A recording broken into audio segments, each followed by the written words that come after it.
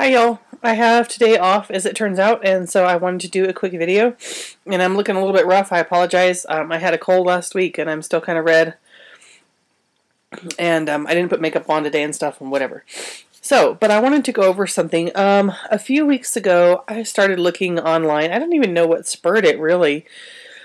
Started looking online for how to make loose incense. I had bought some non-combustible, which is my favorite, just the regular standard blue. I should have grabbed it, but everybody knows what that is, right?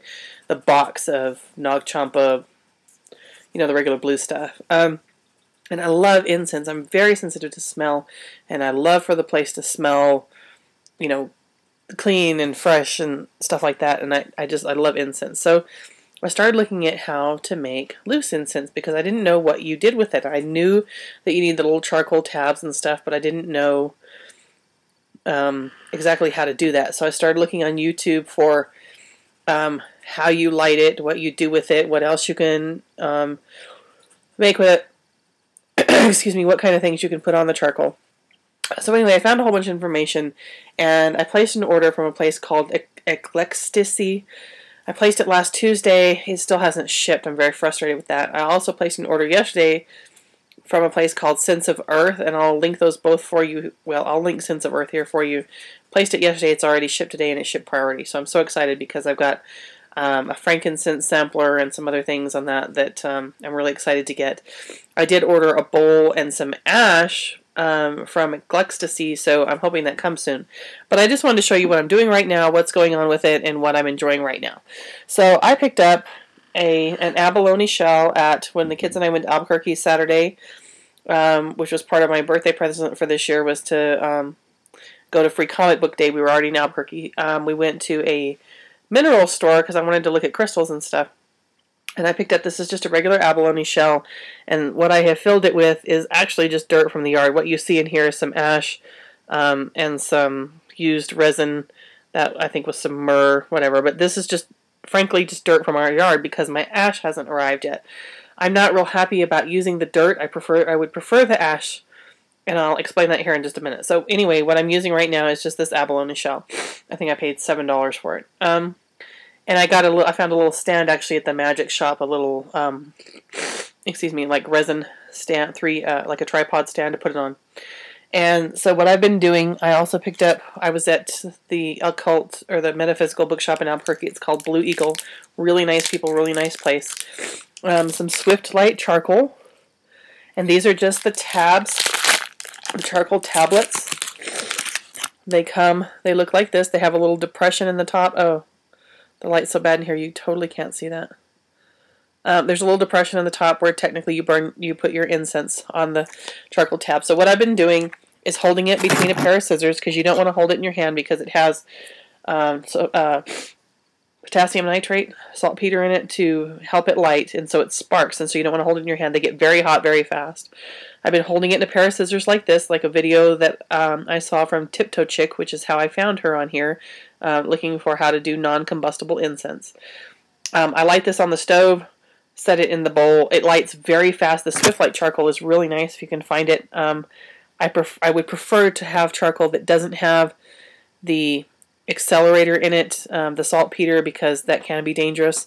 But these do not smell bad. It smells like fireworks. It doesn't have that good gunpowder smell, but that, you know, lighting fireworks smell. I presume that fireworks also have saltpeter in them as what it does is assist in lighting and burning.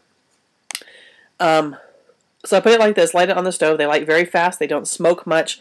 Once it's done sparking across, it just turns red hot on the bottom. And all I do then is just set it in the top of the dirt in the abalone shell, and I kind of, you know, get it where it's sitting upright. I wish I could tip this without dumping on. There you go, you can see. And then I put the incense on it.